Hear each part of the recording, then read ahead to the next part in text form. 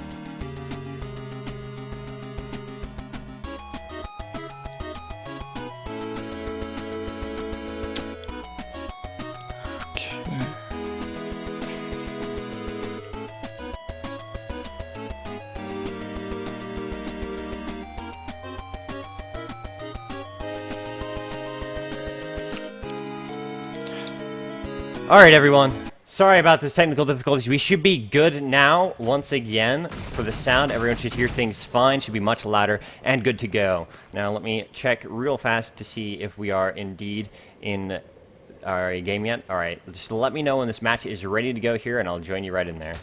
Absolutely, just 1 second here.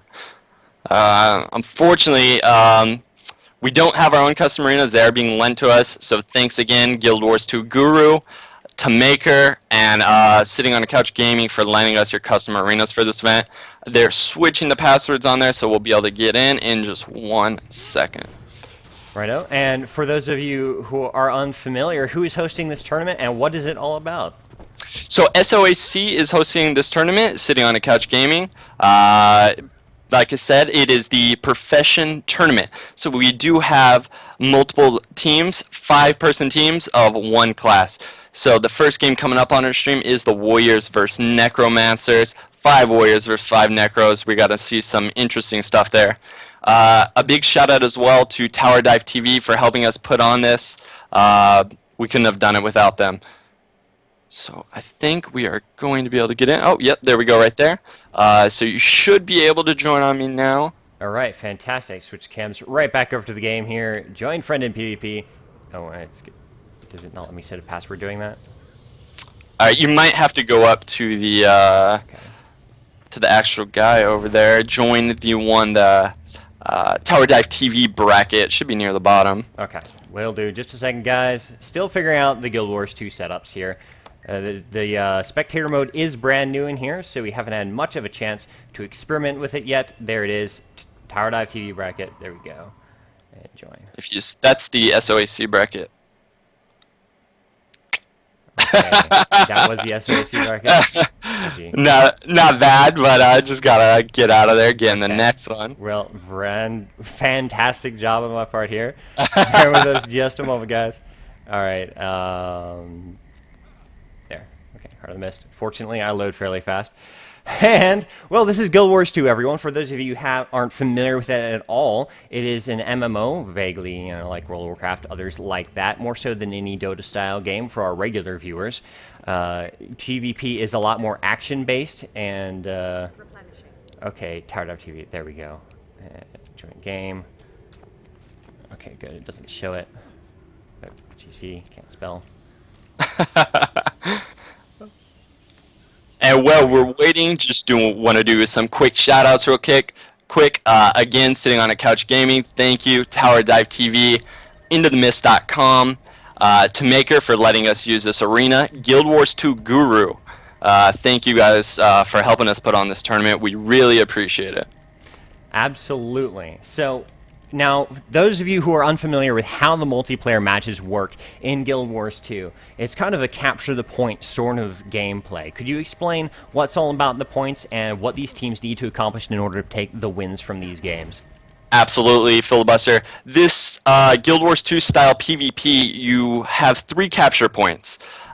You have to stand on it to capture it. Once it's captured, your team is going to gain points per second. This unique map here is it's Forest of Nethel. There's unique ways to capture points for each individual map in Guild Wars. So you always have the 3 points, but this map also features 2 neutral PvE bosses.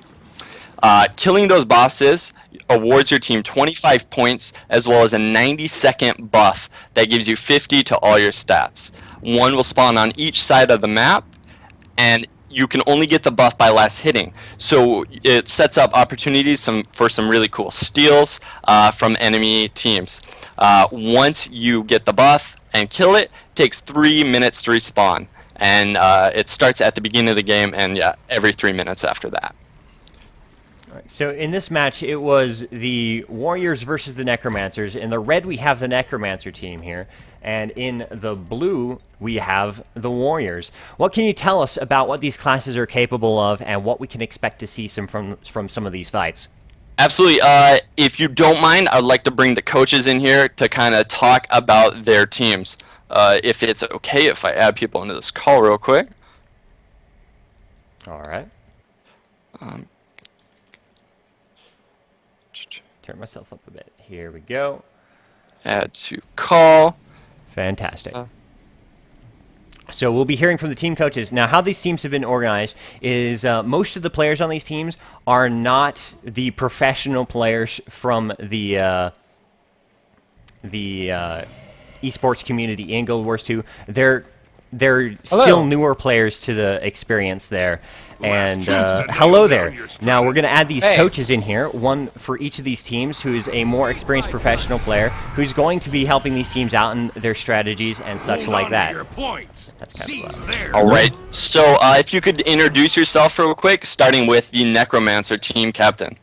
Hey, I'm Ghibli right over here. So yeah, we got a good group of people. It's going to be a lot of fun. We got some chill builds, some mini master builds, some Condi builds, and some power. So I'm part of team Jolly Fat Kids, or JFK. So, awesome team names right there. And before we go into your team comps and everything, if we can actually get a shout out by the Warriors, if we can get the team captain of the Warrior to introduce yourself as well. How you doing? My name is Brandon, aka K-Pop, and I'm representing the Warriors here. We are mixing it up a little bit with some non-traditional builds, trying to counter this Condi and Wells it looks like they're putting out right now. And we're here to have a good time. Awesome. Just a quick question for those of you not familiar with the Guild Wars 2 scene. Warriors have always kind of had this reputation of a weaker class. Are you guys going to be able to counter that? Are you guys ready? Do you have these builds set up to prove that you are not the weaker class? I think I'm looking at it right now. It looks like we are having a good time. There we go right here. So, awesome. But we've planned to build Warriors very strongly here. As Necros are known to be low in mobility and high in conditions, we spec heavily into condition removal and mobility, and we're just hoping that we can out-rotate them. Awesome. So before we start the game right here, let's take a look at the Warrior Blue team, starting with Parmesan Sticks. Let's go through the builds and kind of explain what we have going on, Filibuster. All right. So here's the equipment inventory screen where you can see what these players are really speccing into in their items here. You've, of course, got their breastplates, boots, and everything. Mostly that is cosmetic. What's really important here is the rune that's inside of those. For example, in the Orient breastplate of the Undead here, he's got the superior rune of the Undead. What does that really bring to his advantage in this sort of fight? And go ahead, K-Pop. As soon as we let you know, just let us know. What are these Undead runes doing for these guys? So Parmesan is actually working as our longbow Condi spec. So we anticipated some sort of minions coming from the Necro class, so we wanted someone who could support the mid-fight with the giant fire field, because that thing is pretty deadly. Awesome. So moving on from the runes, so and for you guys, sorry for our lingo right here. Condi is the Guild Wars 2 kind of slang for My mistake. no, not a problem, not a problem. Just some people aren't aware. It's the conditions. It means conditions. So. All right then, and moving right over to the Necromancer team, we'll have a quick look at one of the Necromancer builds here. Maestra, who is over here fighting the Flesh Golem, seems to have spec'd into a variety of runes, primarily Vampirism, but with 2 Melandru runes in there. Now, what's the advantages of going that route? Well, the Vampirism is going to allow you to have a lot more healing. He's our back node, so he's going to watch our home node, make sure no warrior is going to come in there and destroy him. He's running minions, which is really unusual, a lot of fun.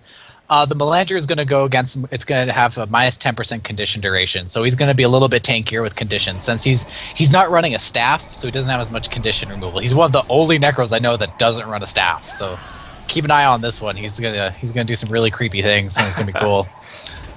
All right. Both teams. Starting with K-pop.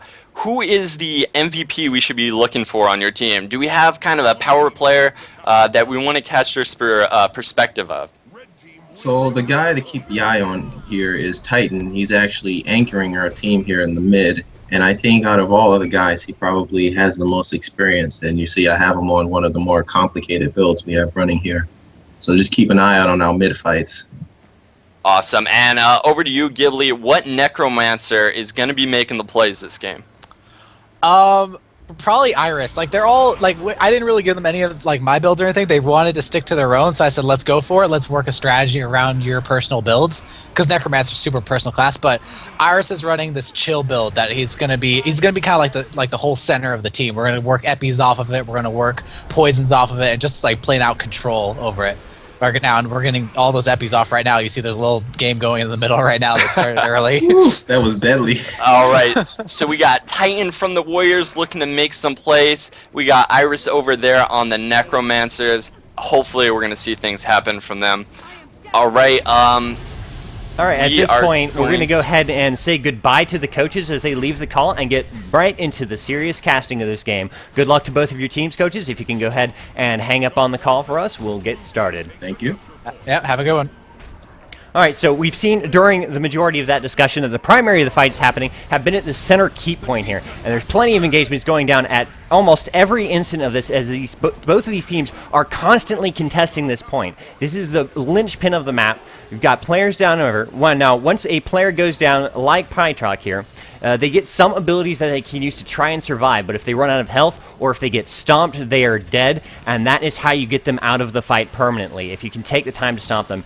Conversely, if an ally can get to a down player and revive them, they're right back up and ready to fight some more. Here we've got Professor Chops leading the defense here, along with Parmesan Stick, and 3 players from the red team were down, so they managed to hold this point for the Warriors up in the keep, and right now it looks like the mine is held by the Warriors as well, and Titan is over at the Henge fighting for that point as well. Warriors seem to be off to an early start, leading with about 80 points here.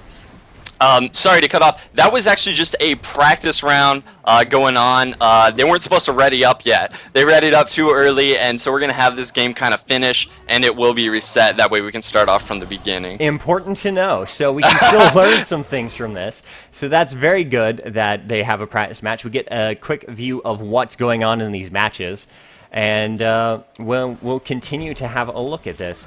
Now, of course, Titan, who I'm spectating right now, is apparently the one to watch on the Warriors team for this main part. They seem to be doing fairly well in this practice round against their Necromancers leading. Now, let's talk about the scoring system. No, not many people are going to know that 150 points is a fairly huge lead. What is the winning score and whatnot from there? So the winning score for a game is 500 points. This can lead to some really clutch things on this map. If you get a close game where there's only, say 470 to 480, killing one of those buffs will award you 25 points and could actually win you the game. So we are hopefully going to see some pretty cool things here. Indeed. It looks like there's not much action remaining in this practice. I actually let them know, hey, just let one team cap all the points, because they were kind of supposed to wait in the beginning before readying up. So they're going to let one team finish real quick, and then we're going to restart it. Good deal, good deal. And once we get restarted, we'll get into the actual match. This is a best of 3, correct, that we're getting into? Yeah, absolutely. So best of 3, there's going to be a map rotation, starting on this map with the Force of Nethel. Second map is going to be Legacy of the Foefire. If it does make it to that third map, we're going to see a grand conclusion of this on Battle of Kylo. All right, so here we go. That first practice match is out of the way. So as soon as this next match begins, we'll be in the first of the best of 3 match between the Necromancers and the Warriors. Let me actually switch their overlays around on here really fast so it actually matches the game. And just a quick thing to point out real quick, if we're looking at that practice game right there, you do have individual scores. It doesn't necessarily mean that you're great if you have a bunker kind of just waiting on a node. He might not be scoring points, but that game, Chops had 170 points, 170 points. You get 5 points for killing someone, and that's almost all he was doing all game. So I'm kind of looking forward to Chops getting some kills. All right. Let's say, So we're getting a quick look at another one of the maps here. And, and we are gonna. This is Legacy of the Foefire, the biggest map, but we are gonna get reverted back to the previous map that we're supposed to start on. we will hopefully be seeing this one in the future here. But for now, we are going to go back to that other map that you are already looking at. In the meantime, enjoy the scenery here as we have a quick look around. There's a nice, pretty background there over by the quarry. Let's go have a look at the quarry up close, shall we? Giant point right there. Couple of entrances, nice high ground positions, plenty of things to block a line of sight. Line of sight, of course, does apply in this game. Most everything involved is line of sight, or of course melee, which I suppose pretty much depends on line of sight as well. But it's hard not to have it. But everything in this game is kind of a. It's not so much a target and then shoot, hit buttons to use abilities on that target. You actually have to generally. You can dodge out of the way using your dodges. You can, just move out of line of sight to avoid shots. All sorts of potential to open up tactics in places with difficult terrain, and if you've got the stamina saved up for dodges. Now we're just waiting on the map to get sent back over to the other one. Meanwhile, the blue team is being very sneaky about taking the waterfall point. By very sneaky, I mean they're just all there. Just waiting on this to get going. In the meantime, are there any questions from chat about things, the mechanics in this game that we might not have answered in our quick little preamble here? Anyone from the chat have any questions? We will, of course, continue to just talk a while we wait on this. Now, what do you expect to see from this match in your opinion, Android? Who do you think has the favor here? Personally, we're definitely going to see a favor leaning towards the Necromancers. Necromancers and Warriors, they're two classes that are really situational in a team comp. They're not always ran in every specific comp. Sometimes, someone might throw in a Warrior or Necro, but they're actually kind of uncommon to see. So this match is kind of going to be a surprise. I'm looking forward to seeing how this goes. All right. The question is, when do the Guardians play? Are we having the Guardians in our bracket, or is that... No, that's in the other bracket, unfortunately. I'm really hoping they make it to the finals. I'm excited to see these Guardians. And then just to let you know, this isn't 6v6. The coaches are just on their team for now. Like I said earlier, unfortunately, the way the custom arenas work, they didn't give them to everyone. They're in beta right now. So we're borrowing some other people's arenas, and so we manually can't switch the maps. We have to wait for them to do it real quick. So it's just going to be one moment. I've let them, again, these aren't pro players. They've never scrimmed before. And normally you don't ready up until you're given the okay. And everyone accidentally readied up, and it started the map rotation. Well, there you go. A little bit of inexperience showing in the esports for the new Guild Wars 2. Now, bear in mind that this is still a fairly new MMO in its own aspect, and the esports scene on it is new and developing. And it's got its kinks to work out. It hasn't. You remember League of Legends if you stayed with that a long time. It's certainly had its kinks to work out. So anything like that, and these sort of event difficulties will resolve over time with Guild Wars 2. And it's very exciting to see where this esports scene will end up being. And Tower Dive TV is hoping to have a little hand in helping it grow. Again, this is the first casted tournament for Guild Wars 2. It did just get its spectator mode last week, so this is a pretty exciting day for us. Indeed. For anyone joining us late, my name is Filibuster Fox, and I'm from Tower Dive TV, and I am joined today by Android, long-time stalwart of the PvP community in Guild Wars 2. And this is the SOAC tournament here. What's the official name on the tournament? Sitting on a couch gaming, or sitting on a couch and then gaming, added toward the ends rather. They are a podcasting website, and this tournament actually, to let you guys know what you're watching right here, this tournament has come together in the last 48 hours.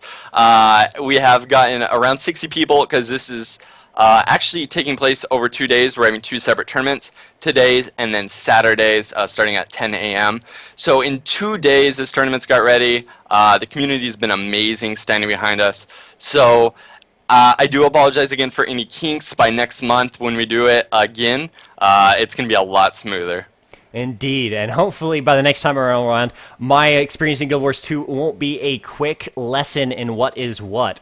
And we'll be a little better ready to give the top casting experience that you'll get possible in this game. Looks like the players are getting a little bit of a fight going here. Deanie Kong, the Tony the Tiger of the match, just kind of sitting in the mid here, getting poked around a little by these necromancers, fairly amusingly. And then, sorry to cut you off right there, but we are actually, the way the tournament's working, we're actually just going to start off on this map right here. We're giving the coaches to move to spectate, and we're going to give the all ahead and start in just the next couple minutes.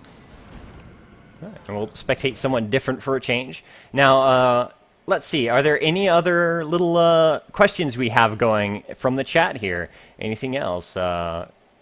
Any game-related questions, shoutcasting-related questions, anything like that. We'll be happy to answer them as we wait on the map to get changed here so we can get into the first match of this best-of-3 between the Necromancers and the Warriors. Any questions? All right, build up and then anticlimax. And then nothing. I'm glad to see you. If you do play a specific class, if you're playing Necro or Warrior, definitely let it show in chat. If you think your team's going to win, I would definitely like to see it. Indeed. Yeah, let's hear from the crowd. Who is going to take this best-of-3? Go ahead and type in Warrior or Necromancer or whatever you think. If you think I'm going to take the match, feel free to vote for me. But let's see what the chat thinks. Well, the Guardians... This is a pretty split group right here. Warriors and Necromancer. Shamans. We don't have those. Yeah, the Shamans are going to come in and leave their the little totems around and win this. The game is starting right here in 1 second. Hold on to your points. Seize theirs. Awesome. If we could hit M to bring up the map so we can see the split going on. Here we go. We've got a couple players from either team splitting up towards 3 from the Warriors going to the graveyard, 2 going to the waterfall. Looks like 4 Necromancers on their way to the graveyard, and 1 just going to take over the quarry. That's going to give the Necromancers a slight advantage in this mid-fight here, as they do have the concentration of force there. So we're going to go right over to the graveyard and see what's going on here. We'll go ahead and follow Titan for now and see what he does to react to this outnumbering force of Necromancers, and if they can hold this point long enough for the help to get here. Alright, the Necros are getting the conditions down. It's dropping them. So we're going to see what the Warriors do to react to this. Well, we've got one of the Necromancers already caught pretty hard there. Prytalk went down almost instantly. Solgat right there to try to help. And Prytalk did get back up and is in the fight. And they did get the rally on Deanie Kong. Indeed. Tigger is down out of the fight. we've got a very, very precociously positioned two very low necromancers in this fight, so they may run into some trouble if they stick around too long against these tanky warriors. And just to point out, Titan has been in mid. He's been in the graveyard almost his whole game, and he's still not dead. Doing work right there. He's getting fairly low, but he's got plenty of sustain here to stay on this point and just keep it held in favor of the warriors here. The necromancers are, of course, all here at this point, I believe, doing their best in order to push this off. But the warriors are doing a fantastic little stand here, keeping them out of the situation. Here we go, Titan finally dropping. Yeah, but 3 necromancers down to meet with Professor Chops and Titan down. But oh, and Titan went down. They all rallied. All the necromancers rallied. Wow. fantastic move there, getting their whole team right back up there. Titan is no longer there, so the warriors weren't able to hold point. It does go over to the necromancers in red.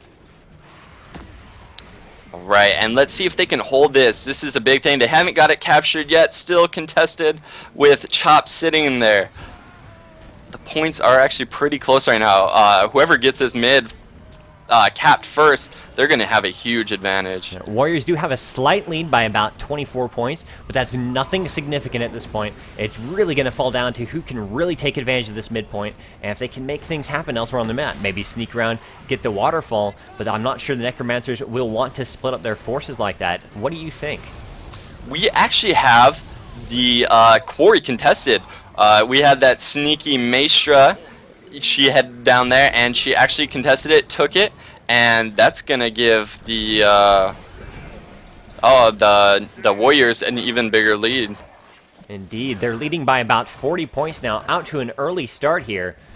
This fight at the midpoint going once again to the necromancers temporarily, but we can see if they can hold it against Titan here, along with Professor Chops, just trying to do their best to fight these necromancers in mid, but down goes Titan, and it's going to be just Professor Chops here against... oh, wait, here comes Parmesan Stick to help out. Are they going to be able to take down the necromancers here? Oh, you got a couple going down, but they're right back up almost immediately. Very well done to stay up in these fights from the necromancers, not giving an inch in this midpoint. Let's move the camera over to Iris. He has been making plays this game, keeping that midpoint and really just doing some damage. Let's see what he does here for Chops. Yes, the Warriors do end up taking the graveyard once again there. Well, it's right back over the Necromancers. That was a very brief-lived victory on the parts of the Warriors. The Necromancers quickly closing the gap within 10 points of their large brethren. But let's got Miser Lord here going right in and going right, taking a lot of damage, trying to take down Armantum. And we'll see who wins this little fight here. Next to the point, just punching each other in the face, and down goes Miser Lord. They down the warrior, the necromancer. Pytok did get that rally, and they're going to continue to hold mid. One quick thing to point out about this map: we were going over Nephilim for so long, we didn't even talk about this map. We didn't think we'd be playing it yet. This map does feature a large PvE boss in both bases. Each team has to destroy a gate to get to it, and it's guarded by warriors as well as healers. Killing that boss on this map results in 150 points, which can really change the game. So that is going to be something we're going to have to be looking at as well as this game progresses. Currently, no one has started to take down the gates, though. Absolutely. They're all fighting over the points here. If they do manage to get those 150 points, it's such a huge advantage there, but it's a tough fight to get through. And if they get caught doing it, they could be in a lot of trouble as they end up outnumbered between the NPCs and the players if they attempt to try to make something happen too, well, haphazardly. A lot of fight down here at the quarry. Two of the Knights, Titan and Dini Kong, doing their best to wrest this point from the Necromancers. We've got Sogan and Prytok here holding them off and doing a good job of it. They haven't been able to take the point yet. We've got the Necromancers doing a great job. They're now leading by about 50 points, coming up to about half of what they need to win this match. And there we have Sogan just popped his elite during that fight, so that is down. The Warriors are looking very strong at this fight. Yeah, if they can take this, they've got an advantage, but now they are outnumbered here. It looks like 3-on-2. and they may be able to push the Knights or the Warriors out of this position. We have Pytog, actually. He just popped his Plague form as well. Just to let you guys know, each class does have an elite skill they can switch from. If you're familiar with any of the MOBA games, it's similar to an ultimate. It's a very strong skill with a high cooldown, and a lot of these Necromancers are running Plague form. Pretty much turns them into a cloud and spreads a lot of condition damage. Well, the Graveyard has gone back to the Warriors here. Blue holding 2 of the 3 points, and they're going to be quickly closing up this gap unless the Necromancers can come in and start taking one of these 2 points away from the blue team here. And we've got their attempts coming here shortly. A little bit of fights going on around the exterior as Arma and Tomb attempts to get to this waterfall and sneak around behind, but Professor Chops is right on top of him. He gets the point just a temporary bit, but Chops is here to keep him off. Can Chops do this by himself? Can he hold this point against the Necromancer backdoor? And then, Filibuster, if you wouldn't mind, if you could drag your mini-map up a little bit, to kind of increase the size of it so we can see what's going on down there as well. Oh, perfect. That's very helpful to see. If we can drag that. There we go.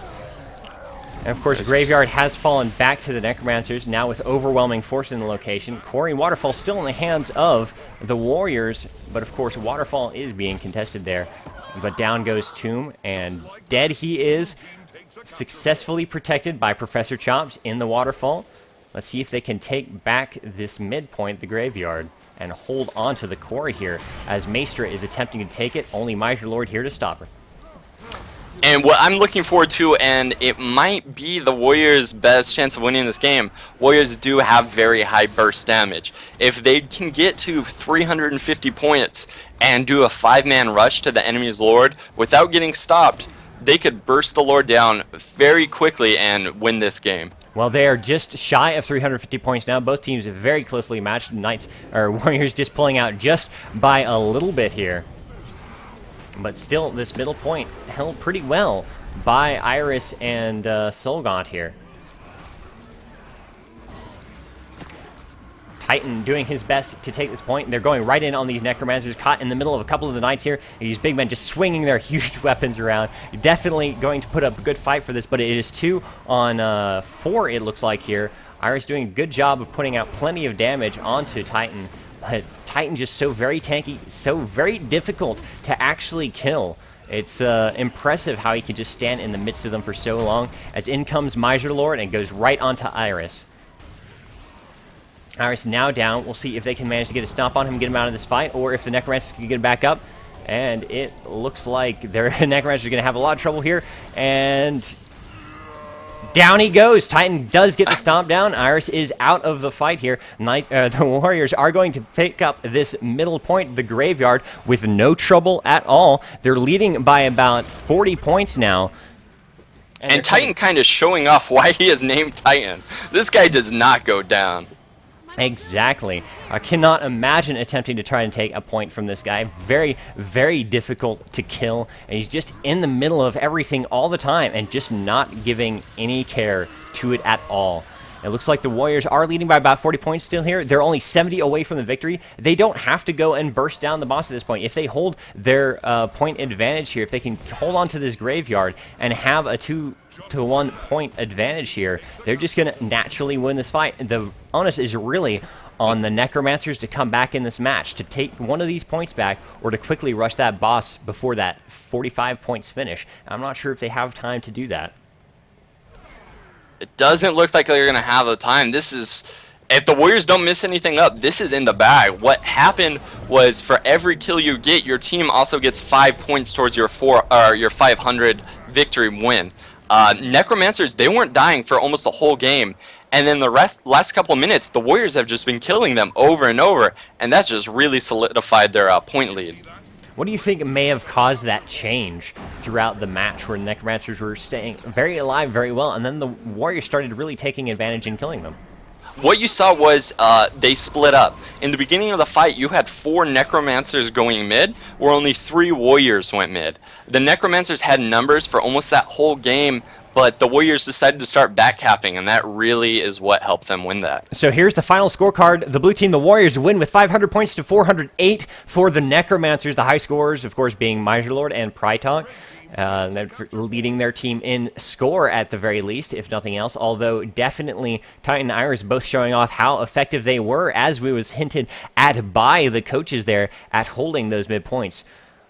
Now, here we are over into the Battle of Kylo. Are we going to be doing this match next, or is it going to be switching around to... No, absolutely. We're going to jump into Battle of Kylo.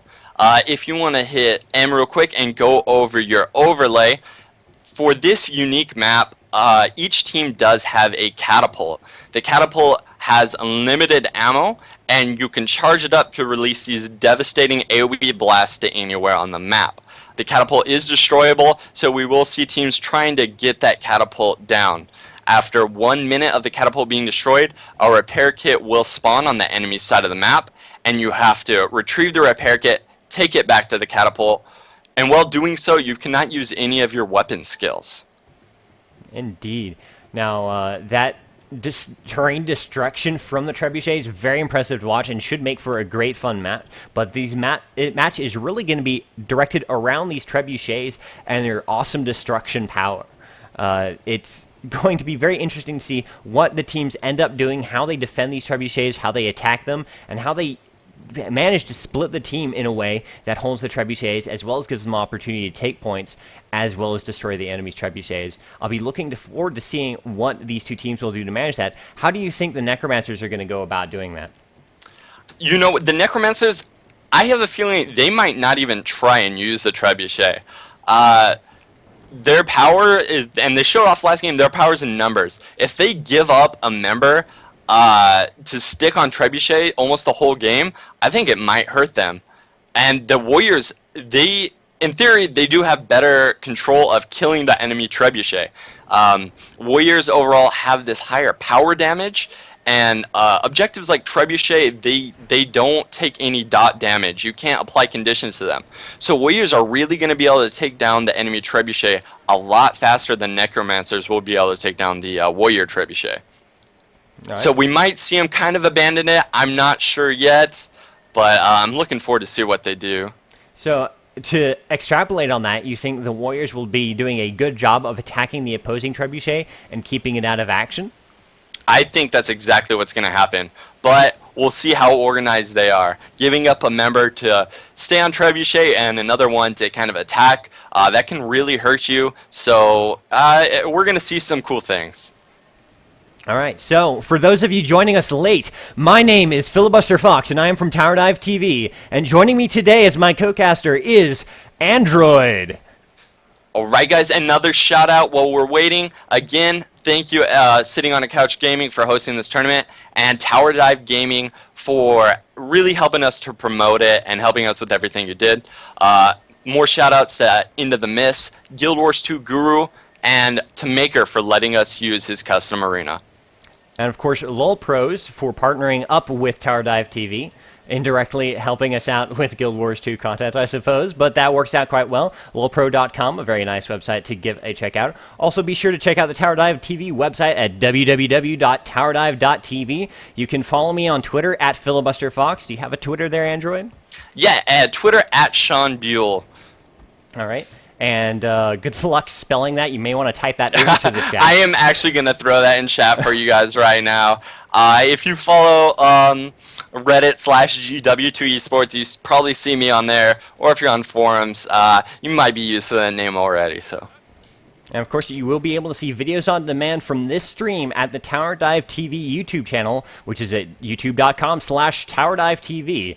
And definitely, we thank you for viewing. We'd like to welcome all the new people to the stream who have not viewed us before, and we hope you're enjoying the show. While we're waiting on this round to get started, everyone to get squared away, we'll go ahead and take some questions from the chat. If anyone has anything they should like to add, we will be fantastically happy to answer the questions. So I'll continue a bit as we go along. And just wait for the chat to come up with any questions for us. So, Android, how long have you been playing Guild Wars 2? I have actually been playing Recently, a lot. I played at launch. If you guys played at launch as well, I was playing non-stop. I'm playing engineer almost this whole time. I'm a huge esports enthusiast, and unfortunately, without the custom arenas, this game just did not take off at launch. But the second they announced them, about 2 weeks ago, I've been playing just every day, getting back into it, and I'm glad. This game is so much fun, and I really hope that we can make this game big. Thank you guys, the community, for helping us do so. Absolutely. We've got a huge viewer count right now. It's great to see so many people taking an interest in a growing esport like this. Very glad to see everyone involved. Now, one question that's come up in chat so far, Fox, why are you so foxy? Well, that's just because I am an amazing person, I have fantastically good looks, and I have an amazing voice as well, and that really covers it all quite well. So thank you for that question. Any other questions in chat, feel free to ask. Anything related to Guild Wars 2 would be preferable generally if you have any questions. What is my favorite class? I play a thief, double pistols thief. It's actually named after Misfortune just because I set up a macro so I could fire, unload with my pistols unloading. Just to let you know, we got the game going right now. If we could open up the map to see the splits going on right now. All right, well, we've got one Necromancer going right to the middle, one going right back to the Trebuchet, and 3 looking like they're going towards the clock tower. 3 from the blue team, the Warriors going right into the clock tower there, 1 down to the mansion, and the 4th not going for the Trebuchet, just kind of sneaking around the walls here and seeing what he can make happen. It'll be interesting to see what goes as we go right over to the clock tower. And completely opposite what I said happened. Necromancers actually rushed their catapult, and we have Chops rushing onto the Warriors catapult a bit later. Yep, Titan already sitting right on top of the clock tower point. Each team having taken one of the exterior points. There goes a large bit of the wall of the clock tower from a Trebuchet shot from the Necromancers here. Titan doing a good job of holding that point there. Necromancers need to try to get in there before they take an early point disadvantage here. And we actually have a warrior. We do got, we have, who is that? Mr. Lord, he's over, he's assaulting. So he was able to get the Necromancers off the Trebuchet. And that was really the Necromancer's shot at getting that back. Good luck getting Titan off the point without that. Absolutely. Nothing like a giant rock to move an unstoppable force. But, you know, they're making a good play at this. It has gone neutral. It is contested here. Titan and Danny Young are both fighting for this point against 3 from the red team. Iris and Tomb and, of course, Solgan all fighting for this middle point. Titan's so implacable in this point, though, so very difficult to kill. He's just staying in there, constantly taking damage, but constantly just getting it back and being like, hey, I don't care if you damage me. Go ahead, waste your time attacking me. Watch my team just do whatever they want while you're busy focusing me and not actually doing anything. 2 down from the Necromancers nearby. 1 getting stopped right there. Tomb is stopped and out of the fight. Solgan is all alone, is trying to heal himself back up and get into this fight without any help all around, and he's up successfully, ready to recontest this midpoint here. Professor Chaos, of course, fighting around. Where are you, Professor Chaos? This is the Windmill trying to take this from the Necromancers here. He's very low and up one-on-one against Maestra here, trying to take this point. We'll see what kind of success he can get as the battle progresses. Otherwise, the Warriors have lost the mansion down in the bottom. Here we've got Prytok fighting with Miser Lord for that point here. And we actually have both Trebuchets down. The Necromancers were actually brought the Warriors down first. The Warriors later got the Necromancers. We're going to see if they get those repair kits. I think they should be spawning any time now. Well, we'll see if they are actually interested in continuing to get the Trebuchet. I can definitely see the Necromancers wanting that simply to kill Titan in this midpoint. But for the most part, it seems like they're fairly uninterested. Miser Lord just throwing rocks at Prytok down at the point. Looks like he is going to be able to take the mansion as he stops down Prytok. And Prytok is dead now. Miser Lord is free to retake the mansion. Both teams are pretty well tied on the score, but this is going to give 2 points back to the Warriors again and give them an earlier lead here. Iris having some trouble with a Rock Dog chasing him. A Rock Dog is actually a pretty cool thing. It's a rune set for your armor, a 5% chance on crit to summon a Rock Dog. Very strong runes. That looks and, oh, sorry. Just to remind you guys, if the Necromancers lose this, they're actually out of the winners and will go straight to consolidation. So hopefully we can see Necromancers really pull this up and take it to a game 3. Yeah, Green 3 would be great. Fantastic to see these two teams play against each other once again. Warriors are pulling ahead by about 20 points here. They're holding onto these 2 points rather well. They're still contesting that windmill, I believe, here. No, Maestra's all alone, just chilling out, waiting for anyone to come. The action is primarily focused around the clock tower. Solgaunt attempting to take this point from Titan and Miserlord, but nothing's really coming from it here. So much difficulty in taking down these really, really dangerous, heavy, tanky mid champions they've got going. And one thing to kind of point out is the Warhammer is actually not a fairly commonly used a weapon for Warriors. It's really slow, it's really easy to dodge. The Warriors have been fantastic with that. They've been setting up stuns so they can actually land these long animation attacks. And that just really shows the Warriors' teamwork is actually phenomenal. They're doing a great showing here. They're up to about a 50-point lead, and it's looking harder and harder as Tomb is stomped and out of this fight once again.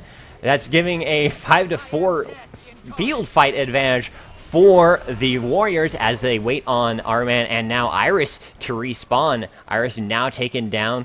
Prytalk trying to fight Titan along with the help of Solgan here in the mid, but Titan's going to have some help here pretty soon. Over off to the side here, Parmesan Stick just sniping at these guys. Titan not giving up this point at all. Windmill is contested now. Professor Chops, having taken it successfully, is going to be able to pull up this point and give an even greater lead to the Warrior team here. They're now leading by about 90 points and are looking very dominant in this early position and to this match. What do you think the Necromancers need to do to try and get this match back into their favor? I think the Necromancers should actually really try right now since they are so far behind. They really need to get the Trebuchet under control. That would really help them. A good Trebuchet can actually clear mid in just about 2 shots. It does around 7,000 damage a shot.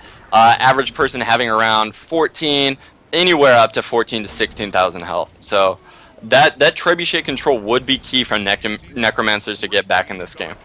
Well, it looks like one of them is going for it right now. Let's see if I can find who that is. Okay, Maestra seems to be walking back with the repair kit to get that Trebuchet back in action there. But we will see how effective that is as the Warriors are now up to 300 points. They're killing Iris again, once again, stomped down. Chops picking up the kill there on a rampage now. Just a dominating lead from this blue team here, and they're just holding onto the clock tower, not letting it go. They've lost the mansion now, and of course, the Necromancers have retaken the windmill. But here come the Warriors to fight at the mansion here. Are Prytalk and Maester going to be able to hold this point against 3 from the blue team here? Doesn't look good. Oh, they got that interrupt perfectly, and Maestro was stomping Miserlord, and it got interrupted. That was fantastic. Absolutely, and now Prytalk and Maester very low. They're down and vulnerable to getting stopped. But here's Solgan to help out here, seeing if he can get them back up into this fight. Is he going to be able to hold off these Warriors by himself, or is he going to go down to their burst before he can really do anything and the Warriors take this point? This is going to be a fight to see who gets the stomp off first. Whoever gets stomped, the opposing team, they'll rally up. And, oh, Miserlord got back up. He did use his down state, so he's only going to be up for about 20 seconds, and unfortunately he's going to go back down. But I think it's going to be enough to secure them the point. It was. Yeah, fantastic job between Chops and Miserlord there. Titan still stalwart in this mid lane. Arman Tomb trying to get him off of this point, but not really, of course, seeing a lot of success. It's very difficult to get Titan out of here. He's putting down some good damage by himself here, but he's going to need some help in order to take the clock tower. He has gotten rid of at least that point from the Warrior control, so the Warriors have the windmill and nothing else right now, but that's still leading their lead advantage. They're now 150 points ahead here. A very difficult comeback attempt for the Necromancers if they're going to be able to. Still. And if you open up the scoreboard with B, you see 180 points on Miserlord. You do get 10 points for neutralizing a point, you get 10 points for capturing a point, and you get 5 points for kills. Most of those points are from kills. He has been just roaming around the map, just destroying people. Tomb once again stomped by Miserlord, increasing his score so very high. Only 90 points or so left for the Warriors to get to take the victory and win 2-0 in this first match for the SOAC tournament. And back on Titan, that guy is just a monster with the Warhammer. He just landed a double stun with one attack. That was fantastic. This guy will not die, and he is not going to leave that middle point.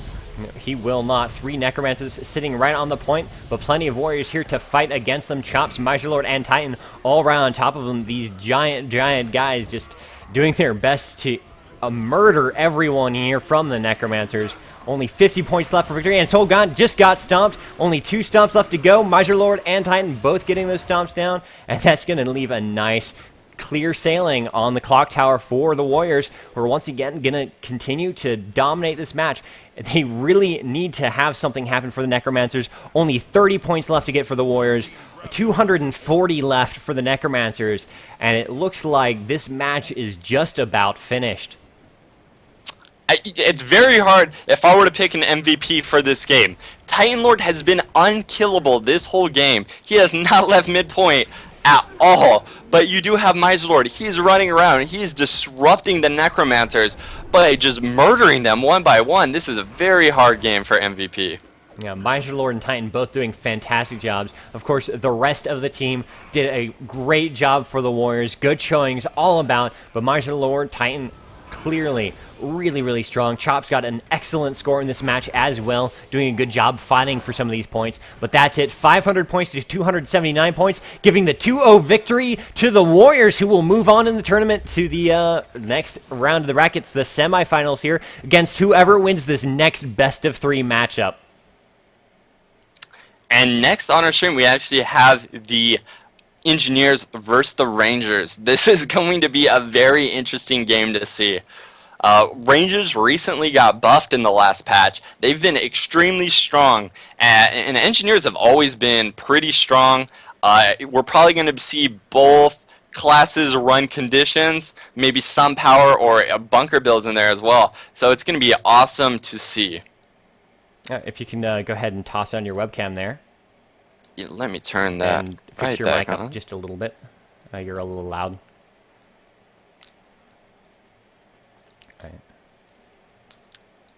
All right, so here we go. We'll go back to the camera.